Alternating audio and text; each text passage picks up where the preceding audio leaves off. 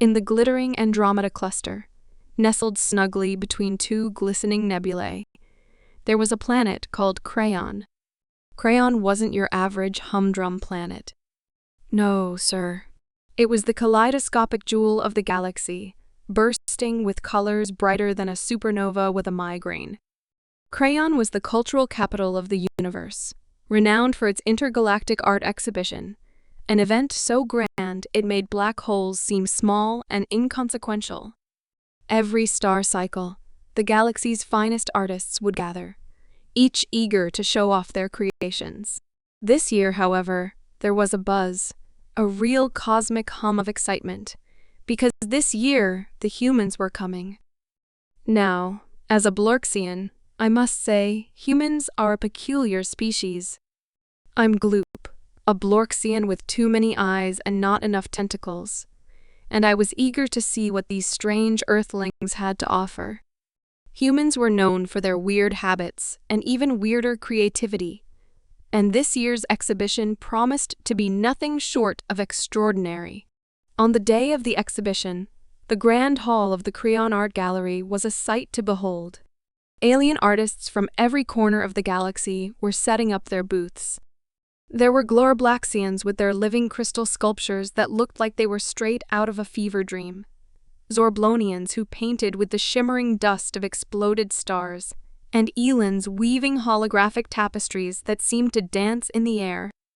In the middle of this alien spectacle was a lone booth, manned by a human named Max. Max was a skinny fellow with wild hair and a grin that stretched from one ear to the other. He looked as out of place as a Blorxian in a tutu, but he was beaming with excitement. His booth was crammed with canvases of all sizes, each one a testament to human imagination. Curious as a Quiblixian cat, I slithered over to Max's booth, my multiple eyes drinking in the bizarre human art. "Greetings, Earthling," I boomed, my voice echoing off the gallery walls. Max turned and blinked at me, clearly surprised to see a Blorxian towering over him. "What manner of sorcery is this?" I asked, pointing a tentacle at a painting of a sunrise over a quaint village. Max chuckled, a sound that reminded me of a Blorxian with a throat tickle. "No sorcery, my friend. Just a bit of paint and a whole lot of imagination." The aliens gathered around, their eyes wide with wonder. The colors, the brushstrokes, the emotions captured on the canvas. It was all so human. They marveled at how humans could turn the ordinary into the extraordinary, finding beauty in the mundane. As the exhibition progressed, Max became the star of the show. Aliens bombarded him with questions, eager to understand the inspiration behind each piece, the techniques used, and the stories they told. One particularly curious alien was Zilby, a Zarnath, with iridescent skin that changed colors with its mood. "Tell me, Max," Zilby asked, pointing to a painting of a little girl chasing fireflies under a starlit sky. "What inspired this one?" Max's eyes twinkled with nostalgia. That one's a favorite of mine. It's inspired by a memory from my childhood. On warm summer nights, my friends and I would chase fireflies in the fields. It was magical, like capturing tiny stars in our hands." Zilby's skin turned a soft shade of pink, the Zarnath equivalent of a standing ovation. "Remarkable," it said. "Your art captures the essence of your world in a way that's both beautiful and profound." The more the aliens learned about human art, the more they wanted to experiment with it themselves. The Blorxians started using brushes to add fine details to their living sculptures. The Zorblonians mixed earth pigments with stardust to create new colors, and the Elans wove human emotions into their holographic tapestries. The exhibition turned into a melting pot of creativity, a place where different species inspired and influenced each other. The aliens taught Max their own artistic techniques, and he, in turn, shared the secrets of human creativity. It was a grand exchange, a celebration of the universal language of art. One evening, as the exhibition drew to a close, Max found himself standing before the Grand Hall's central stage. The gallery was packed with aliens, each eager to hear his speech. Max looked a bit like a startled Blorxian in the headlights, but he took a deep breath and began. "Ladies and gentlemen," he started, his voice quivering slightly, "and all other sentient beings. I stand before you today, not just as a representative of Earth, but as a fellow artist. This exhibition has been more than just a showcase of talent.